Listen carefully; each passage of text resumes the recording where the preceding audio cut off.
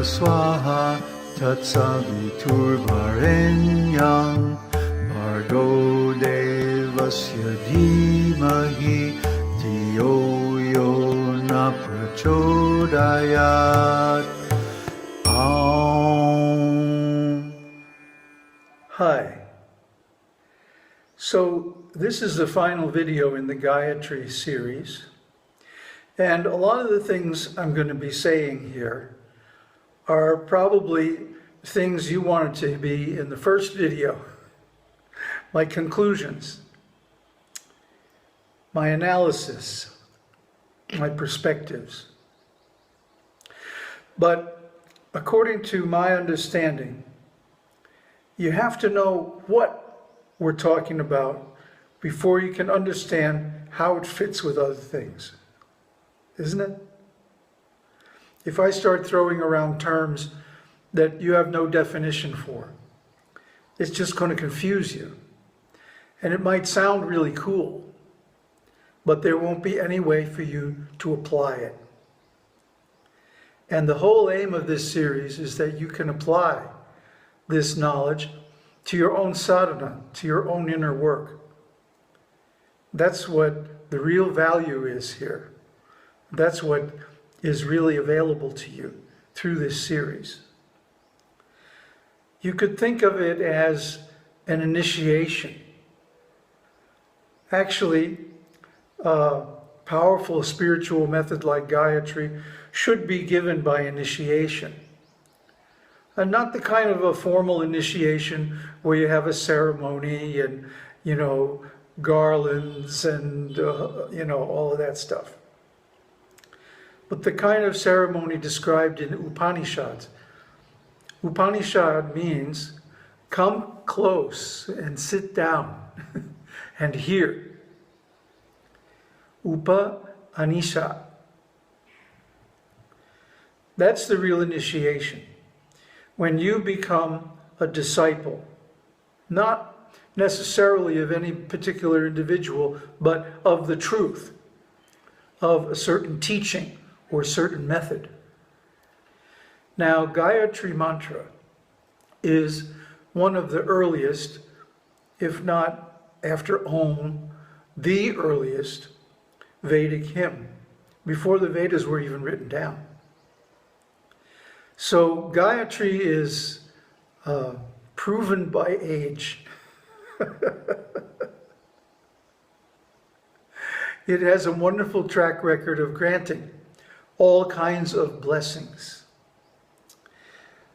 While I'm on the subject, I want to talk a little bit about bliss and the economics of bliss.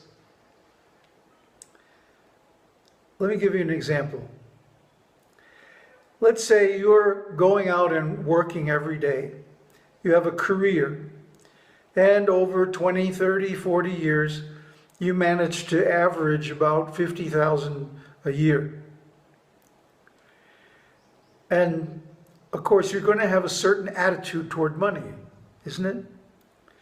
Like you have to go out and get it. You have to show some initiative. You have to be willing to put up with some things that you really don't like. You have to have a budget. You have to have savings and investments so you can retire and so on. But let's say someone comes along and says, look, you've been working your whole life, but I have a way for you to earn 10 times that much money in just a few hours. It's easy. Once you know how to trick, it's easy, it's simple, it's completely legal, and no problems, no hassles. Would you want to know that skill? Who wouldn't, right? Or even better than that, let's say in your whole career, maybe you earn $2 million. $50,000 a year for 20, 30, 40 years, $1 million to $2 million. Well, what if somebody says, look, I know a way for you to earn $20 million, $50 million, in just a few days, a few weeks. Would you go for it? I mean, like, who wouldn't, right? As long as it's nothing illegal or damaging or so like that. So, okay, in this life, we're all after happiness. And the ultimate in happiness is bliss. Bliss is defined as ecstasy, where one or more of your chakras gets connected to the Sahasrara chakra at the top of the head. And you just forget everything. Ecstasy, bliss. Samādhi. Huh?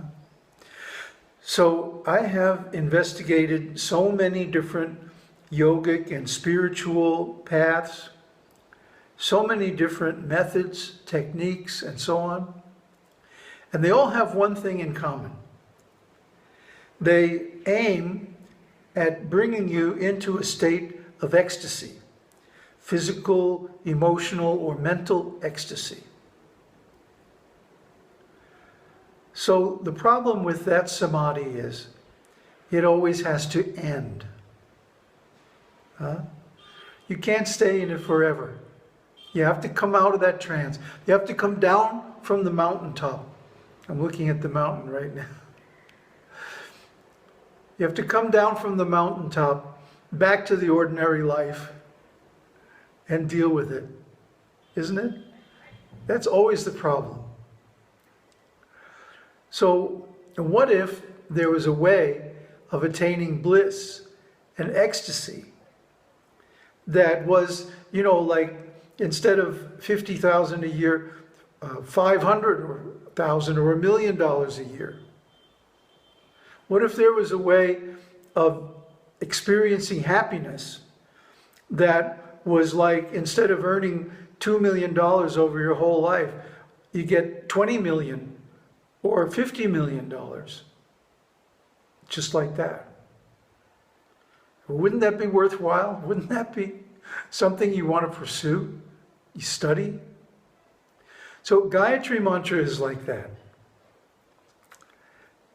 I can't tell you how many times in the last 2 months that I've been practicing and studying this Gayatri mantra. I can't tell you how many times I have just been blissed out of my mind. Huh? And I mean, not only in a silent room, in an ashram, in a lonely place, out in the country or something like that, even in the middle of the city, even riding around in traffic with all kinds of noise and stuff going on. I mean, really bulletproof bliss, huh? That doesn't go away when you come back into the world. Because you see that the world is made of the same stuff that's giving you the bliss. That's called savikalpa samadhi. See, people are familiar with nirvikalpa samadhi. Nirvikalpa is when you turn your back on the world.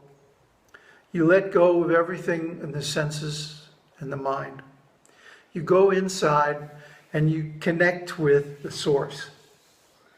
That's nirvikalpa samadhi. Savikalpa samadhi is when you come out of that state and you're still in bliss. You don't lose it. You can still be in the world without getting caught up in all the stuff. And be active without action.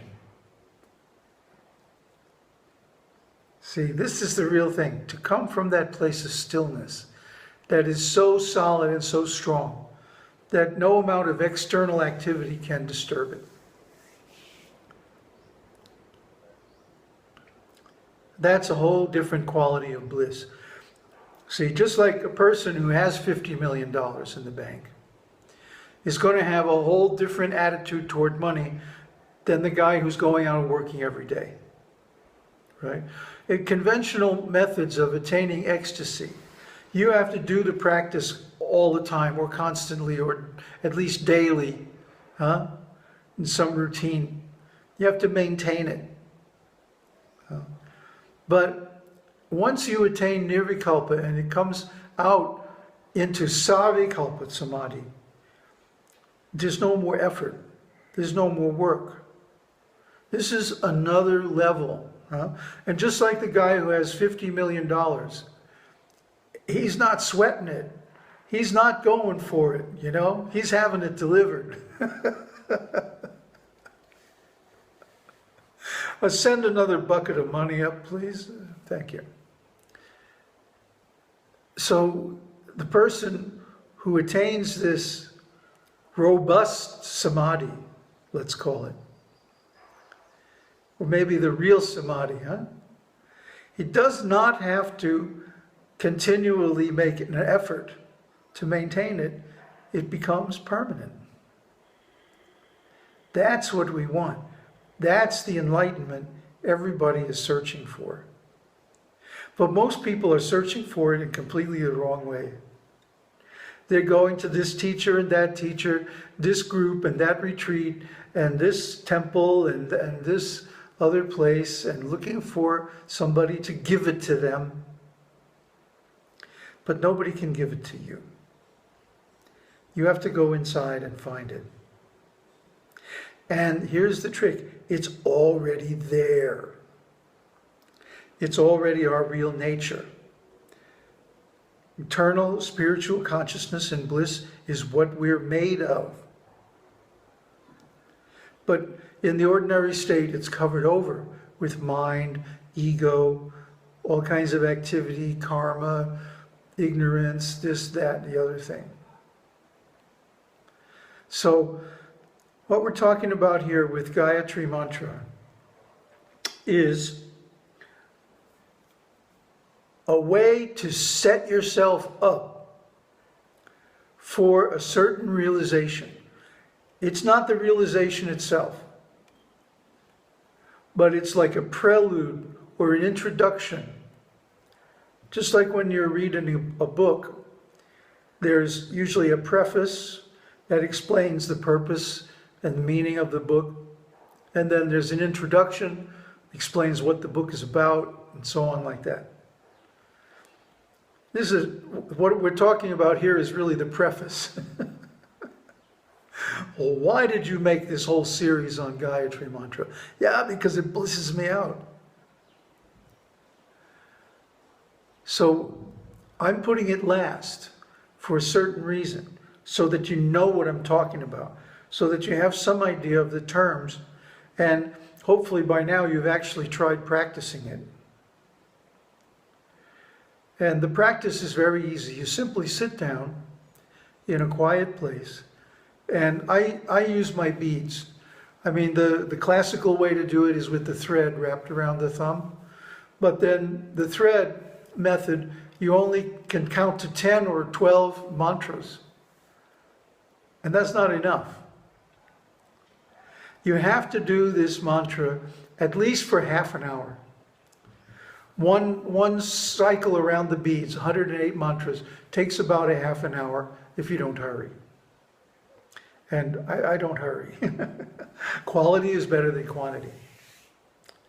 But at least a half an hour at a time. So you can sit for half an hour. Anybody can sit for half an hour. Or even recline. Lay down on some pillows. Relax. Go inside. Finger your beads to count the mantras. And recite the mantra mentally. And what is the point of all this? What are we trying to do? We're trying to stop the mind. Or at least stop the thoughts from running out of control. And how do we do that? We fill the mind with one thought. And Gayatri is the premier method for this. Gayatri is the quintessence of that which can be thought. O Brahman, O God, present everywhere, in everything, in all parts of myself and in all parts of the universe. You are the one. You are the most qualified. You are the source of all emanations. I accept you as my worshipable God. And I meditate on your divine light, externally and internally. See? Savitur. And please give me the intelligence, the meditative intelligence, to attain self-realization. Now, this is a wonderful prayer. If you simply keep pouring it, like the guru who initiated me into Gayatri used to say, if you take a cup of coffee, now coffee to anyone who becomes a little pure is vile stuff, you know. But you take a cup of coffee and you start pouring milk into it. And you just keep pouring, let it overflow. Sooner or later, all the coffee is going to be pushed out, and it's going to be only milk. So that's the way it works. You keep chanting this mantra, and keep chanting as much as possible. I mean, I chant even going to sleep at night. I'm lying there, I've got my beads in my hand, and I chant until I fall asleep. And if I wake up in the middle of the night, I still have my beads, and I just start chanting. Because that's the best time. Right after you wake up, before the mind and the ego kick in, to chant this mantra. Because that's what's called the sandhya, right? In the ordinary exoteric or external conception of chanting Gayatri, we chant in the junctions of the day, just before sunrise, at noon, and just after sunset at night. These are called the sandhyas or junctions. But the actual junctions, the esoteric junctions, are between one state of consciousness and another, between sleep and waking consciousness. So if we get the chance to chant during this sandhya, the junction between sleep and wakefulness, that chant will go deep in the mind. And we can then begin to inquire, where is this chant coming from? When we chant mentally, the sound originates from a certain place in ourselves. Where is that place? Follow it back to its source. Follow it to the root. And you will find the self. And then I'm not going to say anything more about that because it's something you just have to experience. But I think you're going to be very, very pleased with the result. I'm not going to post any more videos for a while because I want to carry out this sadhana to its conclusion. I've been working with it now for 2 months, very intensively. And I'm very, very pleased with the results. But I want to go the rest of the way. But I felt I have an obligation to my guru, to my followers, my audience, and my friends, to give this powerful method because it will give you everything you desire.